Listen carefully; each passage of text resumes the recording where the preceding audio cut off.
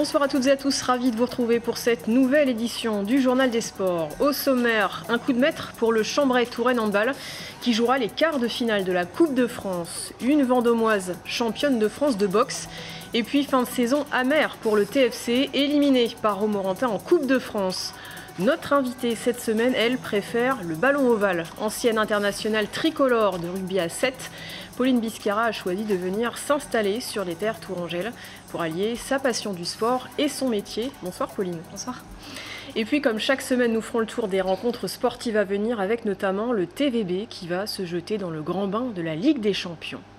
Mais on commence avec un petit tour d'horizon des résultats du week-end.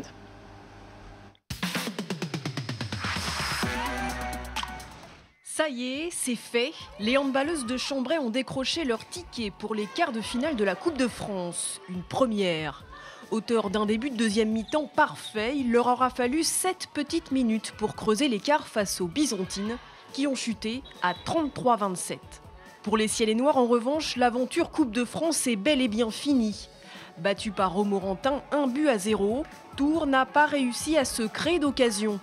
Avec le championnat de N3 à l'arrêt, il pourrait s'agir du dernier match de la saison pour les joueurs de Nourdine El Wardani. Sur la glace, les remparts ont eux frappé fort face aux Drakkars de Caen. Après leur succès face à Cholet, les joueurs de Julien Guimard ont confirmé qu'il faudrait compter sur eux dans ce nouveau championnat de D1. Score final 3-4. Week-end gagnant également pour le TVB. Face à Poitiers, les Tourangeaux se devaient de gagner. Malgré un troisième set concédé de 2 points, Tours ne s'est pas laissé démonter et s'est imposé 3-7-1, grâce notamment à son pointu Arthur Udris qui a sorti le grand jeu. Côté parquet enfin, l'UTBM a probablement livré son match le plus abouti face à Rueil en s'imposant 84-94. Tours retrouve ainsi la tête du classement ex-aequo avec La Rochelle. Un fauteuil de leader que l'ADA, elle, a laissé filer face à Évreux, 14e au tableau de Pro B. Les Normands ont piégé les Blésois, handicapés par l'absence de Benjamin Monclar. Et puis l'image du jour, c'est le sourire radieux de Marie Conan, nouvelle championne de France de boxe professionnelle, catégorie mi-mouche. La Vendômoise de 36 ans a remporté le titre ce week-end face à la Poitevine Mélanie Mercier. Je vais regarder le reportage avec attention. Vous me disiez que sur le handball, vous en soignez quelques-unes. Ouais, effectivement, je suis en stage en ce moment dans un cabinet kiné et il y en a quelques-unes qui viennent se faire soigner. Un peu de boulot ou pas?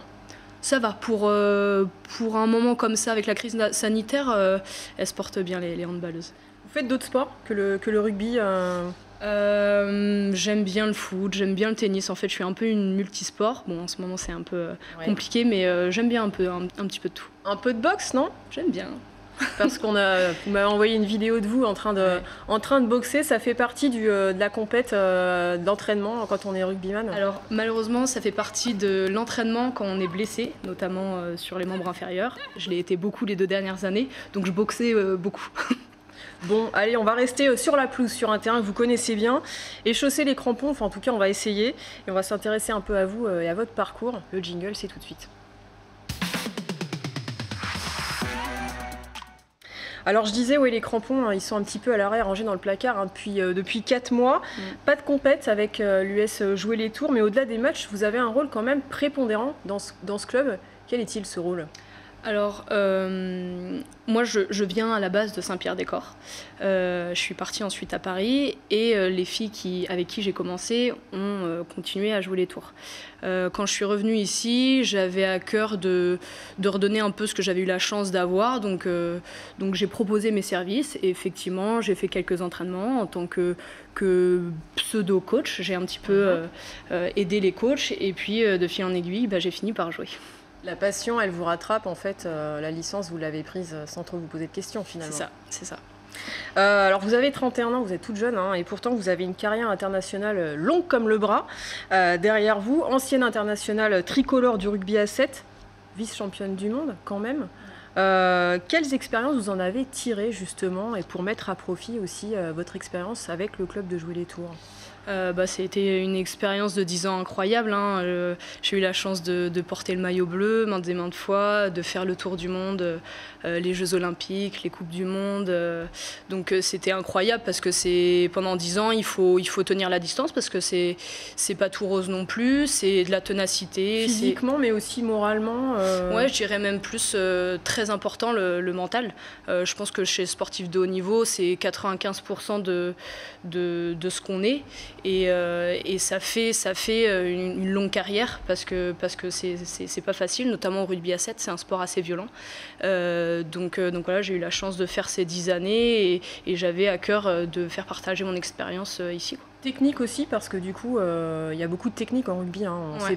C'est pas un jeu un peu boum boum où on se rentre dedans, il y a beaucoup de technique aussi, vous l'avez dit, beaucoup de vitesse. C'est ça aussi que vous voulez transmettre à des joueuses qui jouent pour le coup à 15. Ouais, c'est ça. Alors, moi, j'ai fait mes 10 ans avec le rugby à 7, l'équipe de rugby à 7. Mon entraîneur avait pour habitude de dire que c'était de l'hyper-rugby. Et j'aime bien ce mot-là parce que c'est vrai que ça va vite, donc il faut aller plus vite. C'est du rugby turbo, quoi. Voilà.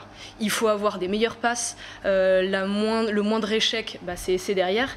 Donc c'est vraiment de l'hyper-exigence. Et je voulais faire partager ça aussi avec les filles en leur montrant que le rugby, c'est très simple, mais par contre, il faut être exigeante. Avec nous, avec le groupe. Et c'est ça que j'ai envie de transmettre aux filles. Vous avez un meilleur souvenir de vos 10 années d'expérience? Est-ce que c'est les JO de Rio? Est-ce que c'est d'autres compétitions, peut-être moins importantes, entre guillemets? C'est quoi vos meilleurs souvenirs de votre carrière? Du rugby en général, c'est bête, mais j'ai commencé à Saint-Pierre-des-Corps avec une bande d'amis. Et on a fait une finale, et ça, pour moi, c'était extraordinaire. Je m'en souviendrai toute ma vie. Mais c'est vrai que dans ma carrière internationale, la qualification aux Jeux s'est tenue en France, devant notre famille. Et on se devait d'être qualifié, de qualifier l'équipe de France. Parce qu'aller au jeu, c'est assez individuel, mais là, il fallait qualifier l'équipe de France. Donc ça, il y avait beaucoup de pression sur nos épaules, et puis c'était beau parce qu'on le faisait devant nos familles. J'ai eu la chance de jouer devant ma mère, ma jumelle, enfin, c'était assez extraordinaire. Tout le monde était derrière Pauline Biscara, à fond derrière l'équipe de France, donc c'était assez incroyable. Puis effectivement, il y a eu les Jeux, mais ça, on a travaillé pendant 6 ans, donc pour nous, c'était un passage obligé, on s'y attendait, mais il fallait passer les étapes d'avant. Et ça c'était pas facile. De porter le maillot de la France sur les épaules? On est fiers d'être français quand on joue contre l'Espagne, les Fidji, etc. Oui, c'est une fierté. On se doit d'être fort tout le temps. Et voilà, c'est une réelle fierté. Et on se doit de faire les choses bien. Donc on se donne à fond tous les jours à l'entraînement, parce que c'est pas que en match, à l'entraînement tous les jours.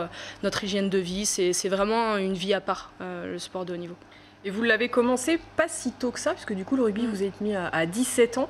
Ouais, et puis ensuite le STAPS, très vite vous êtes repéré par des clubs, et puis l'équipe de France à 7. Aujourd'hui vous finissez vos stages pour devenir kiné. Le rugby il est toujours présent, et vous avez aussi d'autres ambitions que d'être sur un terrain et de passer le ballon. C'est quoi vos ambitions pour l'après? Maintenant, mon prochain rêve, parce que mon rêve olympique, ça y est, ça c'est fait.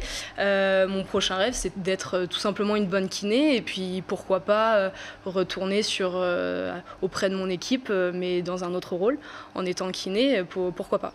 Et vous avez aussi des ambitions aussi de faire un peu bouger les lignes pour démocratiser le rugby féminin, mais aussi le rugby à 7.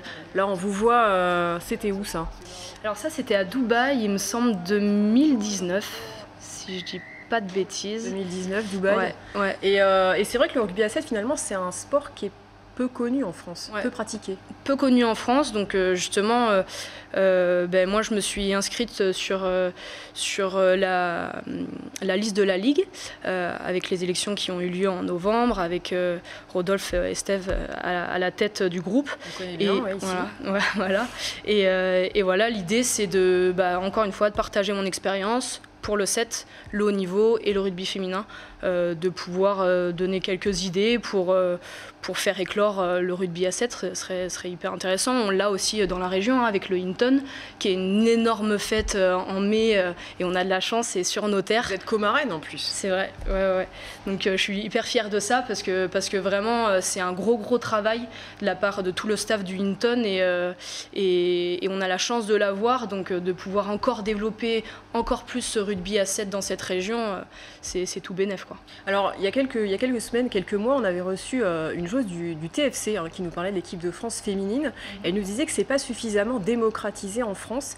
Ça veut dire qu'en rugby aussi, il y a encore beaucoup de progrès, beaucoup de travail à faire pour que les filles soient reconnues au même titre que les garçons en rugby. Ouais, effectivement, il y a beaucoup de boulot. Ça se fait tout doucement. On est aussi un sport très jeune par rapport aux garçons, donc il faut savoir faire étape par étape. Nous, chez les filles du rugby, notamment à 7, donc on a été Miss Pro à partir de 2014. À la FFR, à 75%, on allait tous les jours au travail, au CNR, donc au Centre National de Rugby. On a eu la chance d'être professionnels à ce titre-là. Les filles du 15 nous ont rejoints 2 ans après. Donc ça se met en place petit à petit, les lignes bougent, les filles font en sorte d'être performantes, parce que tant qu'on n'est pas performante sur le terrain, on peut rien demander en retour. Il faut prouver quoi. Donc voilà, il faut prouver encore plus, je pense, chez les filles. Mais voilà, on travaille pour ça et ça fait son petit bout de chemin petit à petit. Dernière question, est-ce que vous pensez qu'on a une chance ici en Touraine d'accueillir un petit bout des Fidji, un petit bout des All Blacks pour la Coupe du Monde 2023 qui se passera en France? Ouais, bah écoutez, j'espère franchement, il y a plein d'équipes qui travaillent pour, elles sont passionnées, donc j'espère vraiment, parce qu'on a de quoi les accueillir ici et ce serait vraiment ce serait génial pour notre région. Restez avec nous Pauline, on va passer tout de suite à notre actualité de la semaine.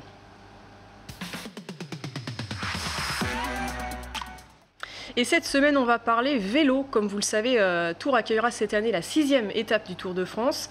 Et les Tourangeaux ont de quoi se réjouir, car il y aura peut-être 3 cyclistes d'Indre-et-Loire dans le peloton. En tout cas, leurs équipes ont été sélectionnées pour participer à la Grande Boucle 2021. Outre le jeune Marlon Gaillard, membre de Total Énergie Direct, Jonathan Hiver et Cyril Lemoine pourraient également prendre le départ si la forme est au rendez-vous. Ils font partie de l'équipe BNB Hotel, on les écoute. J'en ai déjà fait 3. Je ne sais pas si je serai au départ de celui-là. Je sais que ce n'est pas un cadeau. On peut croire que c'est un cadeau d'aller là-bas, mais le niveau est tellement haut que j'en ai pas que des bons souvenirs. Je n'ai pas honte de dire que je ne suis pas non plus très efficace sur le tour. Il y a largement meilleur que moi. Et voilà, ce qui compte, c'est vraiment que l'équipe soit bien représentée avec les meilleurs éléments du moment. Si c'est sans moi, c'est sans moi. Ça fait toujours un peu rêver, on va dire, le Tour de France. Après, j'en ai déjà 6 à mon actif. Donc maintenant, je commence à être rodé. Je ne suis pas blasé, on va dire, quand même, du Tour de France. En plus, il va passer à Tours. C'est sûr que j'aimerais bien y participer, mais après, je sais ce que c'est le Tour. Donc c'est 3 semaines difficiles quand même. Le Tour de France, le vélo, vous en faites? Vous le suivez à la télé? J'avoue, pas beaucoup. Pas beaucoup? Non. Plus la boxe finalement. Ouais. Allez, sans transition, on passe au programme de la semaine et du week-end à venir. Un programme très riche, vous allez le voir, c'est dans l'agenda tout de suite.